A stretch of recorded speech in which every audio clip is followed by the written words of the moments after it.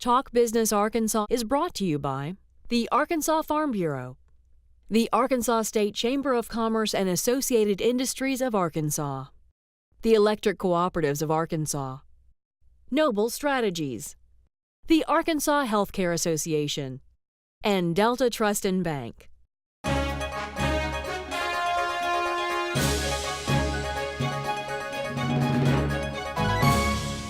It was a busy week of activity so far at the state capitol as yesterday bill filing closed. Legislators filed over 700 bills, but let's start first with some business headlines. Take a look at the dogs and the ponies. The latest statistics released by the Arkansas Racing Commission show that casino-style gambling at Oaklawn and Southland set new all-time monthly records in February. Both tracks saw nearly 14% increases in electronic games of skill wagering in February versus the previous year. Hot Springs-based Oaklawn posted February electronic games of skill wagers of $92.7 million, up 13.7%. It was the highest one-month total in Oaklawn history. West Memphis-based Southland totaled $197 million in EGS wagers in February. That was a 13.9% uptick from the previous year.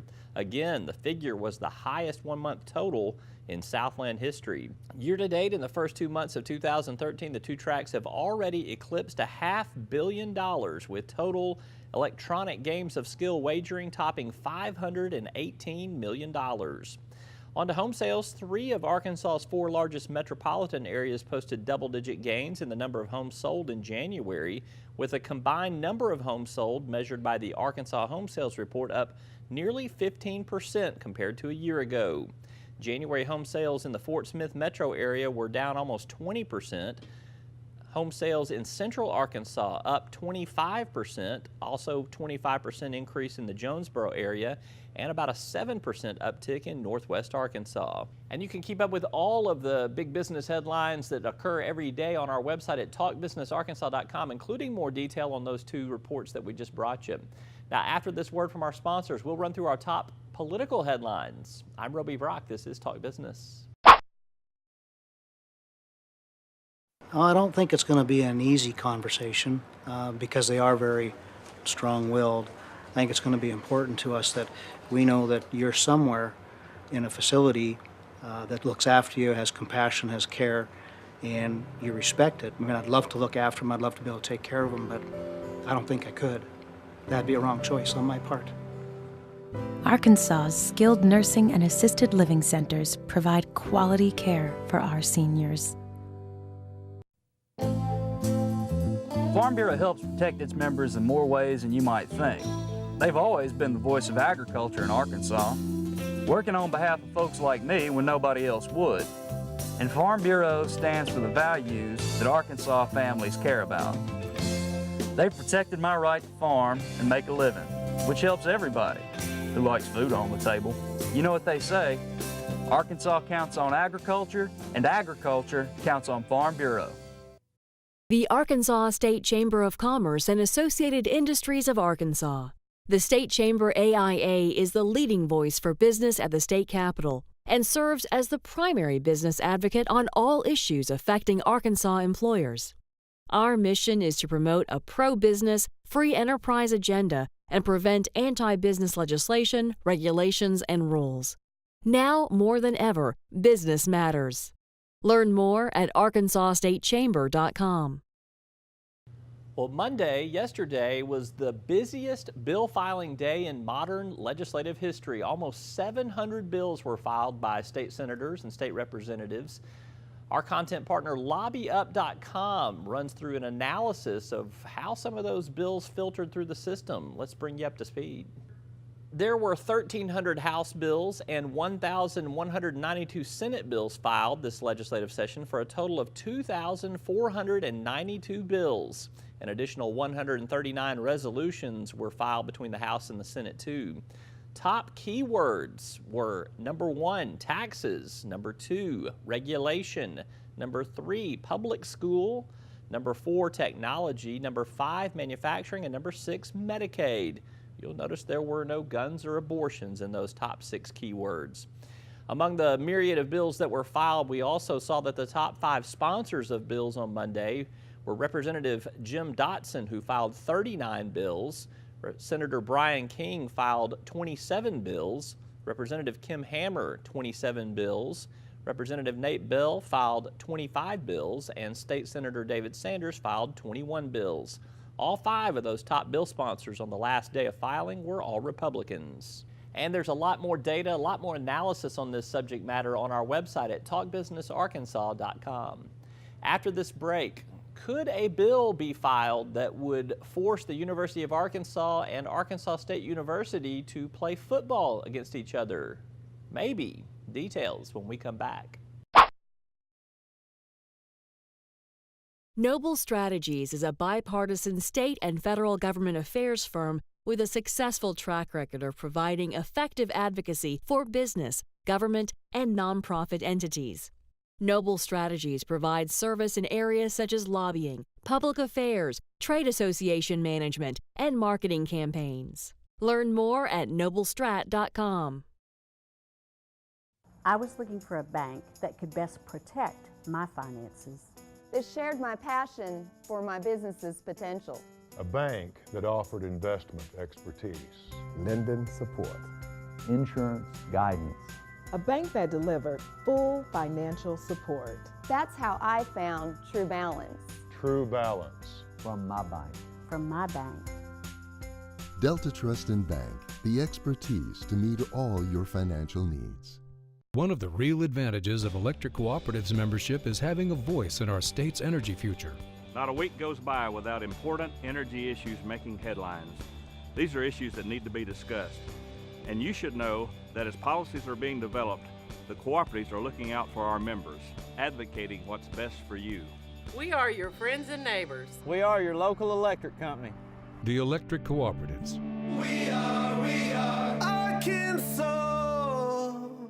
Joining me now is Representative Harold Copenhaver from Jonesboro. He's one of the freshmen of this big freshman class here at the state legislature, and welcome to our program. Thanks for being here. Thank you very much.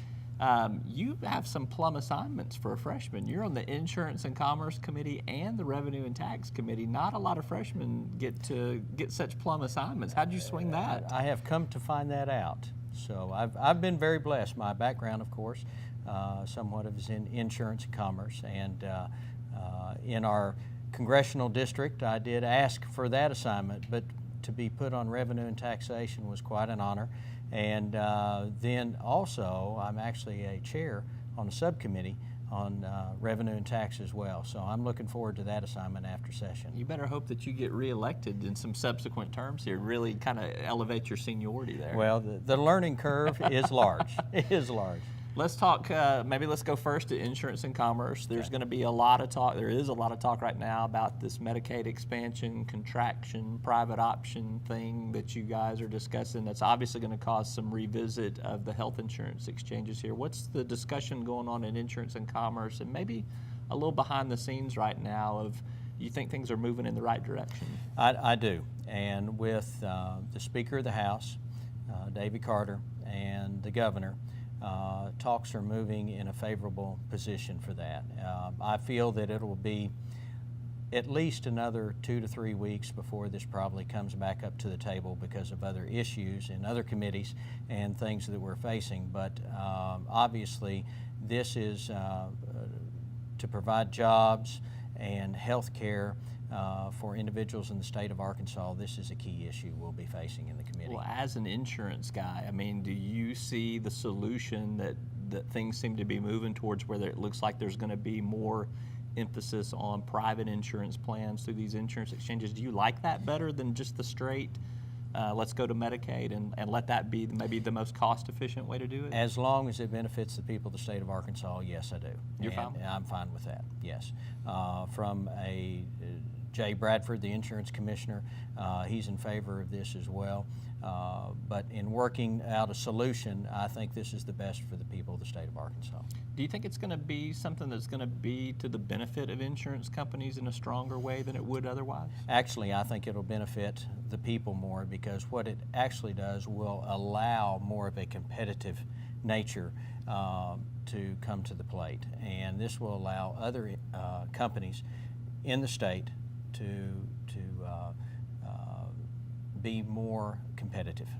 And let's move to revenue and tax. Some folks even say that there will be maybe some sort of tax cut compromise as part of the deal to get the Medicaid compromise moving in the right direction. All of that stuff fits into what Representative Charlie Collins, the chair of the Revenue and Tax Committee, likes to call the Rubik's Cube there. It's going to snap in place eventually. You're the sponsor or co-sponsor on a number of tax cut proposals. Kind of what's driving your philosophy on all that? Well, first of all, with Chairman Collins, I'd like to say that he likes that Rubik's Cube, and he's working on it very diligently. And I have to give him credit from the standpoint that he is working with myself and my other Democratic colleagues on the committee as far as being able to come to the table and work out a tax cut program for everybody. And Charlie has been very forthcoming in his ideas, and I can tell you this, I think we're going to be, the people of the state will be very pleased with what hopefully will, as a bipartisan issue, come together. As far as the tax cuts, when it comes to the reason I signed on with several bills, number one, because it'll affect agriculture, which is near and dear to my heart back in Jonesboro and northeast Arkansas. But we see as a state some farmers that are on the outlying parts of our state going to other states to purchase goods and et cetera, where they don't have to pay taxes. So this will allow them the same benefits, so they can actually purchase the goods here. They don't have to travel out of state to do so. So that's the reason for most of the tax cuts. And I will say that on the revenue and tax, this has been a large learning curve for me.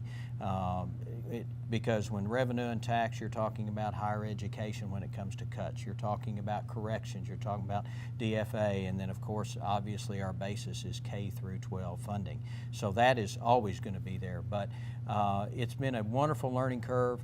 But I believe we, as a group and as a committee, have been able to work together, and the tax cuts that hopefully will facilitate here in the next month will be very beneficial to the state. I've heard a number of kind of targets set for the potential largeness of tax cuts. I think Speaker Carter early in the session said $150 million. You've got the governor has been down maybe around 70 with the food tax cut. I've heard the $100 million mark kind of mentioned. And then Representative Collins with his income tax bracket reform, that could be as much as $400 million according to some fiscal impact studies. So where do you think maybe the magic number is about today? Well, I'm glad you asked that question, because I think it's right between where Speaker Collins and Speaker Carter right. and Speaker Carter and the governor are. So it's probably right around the $120 million estimate. And on Representative Collins, that number will be, obviously, $400 million was the first physical impact statement. And again, like I said, I have to give him credit, because working together with us, that has come down dramatically. You think when maybe some of this compromise gets hammered out, do you think we will see Democrats sign on to some Republican-sponsored tax cut bills that are part of that ultimate brokerage, that ultimate compromise? Yes, I would say so. I would be one of them? If we can come to the table, I certainly would be honored to do so, if it's for the betterment of the state. Let's talk about another bill that you have that's in a shell form right now. It's House Bill 1898. I think if I got the numbers right there, it's to deal with helping veterans, at the same time promoting some institutions of higher education in Arkansas. Are we talking about University of Arkansas and Arkansas State playing each other in some sporting activities? What are you getting at? Well, that has raised some eyebrows, but Representative Edwards is obviously a veteran, and the state of Arkansas we need funding as much as we can for our veterans. And when it comes to Iraq and Afghanistan, we have young veterans coming back. And in order to help them and facilitate more funds, the idea of having a benefit game, either on an annual basis or just a one-time benefit game, in order to promote the veterans, would obviously be a wonderful situation. What I would ultimately like to see are the universities, state-funded universities, come together and say this would be for the betterment of our state, not having to legislate it. I would like to see them come forth and do that. But promoting the veterans, we have War Memorial Stadium. Obviously, this is something the state is very proud of, and it's getting older, so it needs some benefit as well. But we have institutions in Fayetteville, hospital institutions for veterans. We are looking to find funding for the Veterans Hospital here in Little Rock, and then in Northeast Arkansas as well, my hometown, for our veterans there. So whether it's through football, whether it's through a round-robin basketball or division volleyball, which would be 4 or 5 universities in the state, anytime that brings the state together and the funds stay within the state, that can only be beneficial. So the theory is you get these larger D1 schools together in some sort of competitive sports environment, the net proceeds basically benefit the veterans, either the veterans home or somewhere into the veterans program in the state of Arkansas. Yes, sir. Absolutely. When are we going to flesh out details of that? Is it in the works right now? We're hoping we're fleshing out the details. So we're looking forward to that. So if anything, it'll maybe get some talks going. Matter of fact, the other night, UALR and ASU had played in a basketball game, and one of the announcers said, it doesn't matter where or when these two play, it's always like they're playing for the championship. And so that brings it home. And I just know that people are proud of the state of Arkansas and the whole state. It's been tried before. I think almost a decade ago, a little over a decade ago, there was an attempt made to force the two schools to play together. How is this maybe a little bit different? And do you think that the veterans component of this is what makes this more sellable? Well, I do. And again, in our stature in the state when it comes to helping the veterans, to be quite honest with you, we fall behind in a lot of areas. So financially, this would be a big boost.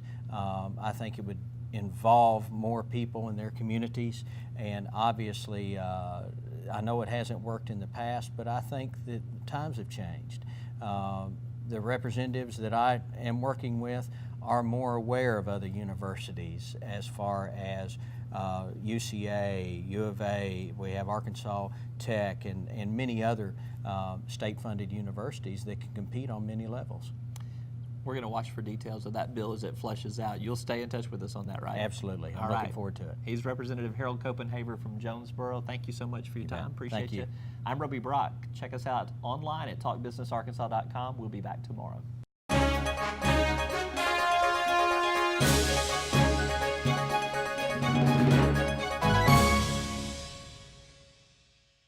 Talk Business Arkansas is brought to you by the Arkansas Farm Bureau, the Arkansas State Chamber of Commerce and Associated Industries of Arkansas, the Electric Cooperatives of Arkansas, Noble Strategies, the Arkansas Healthcare Association, and Delta Trust and Bank.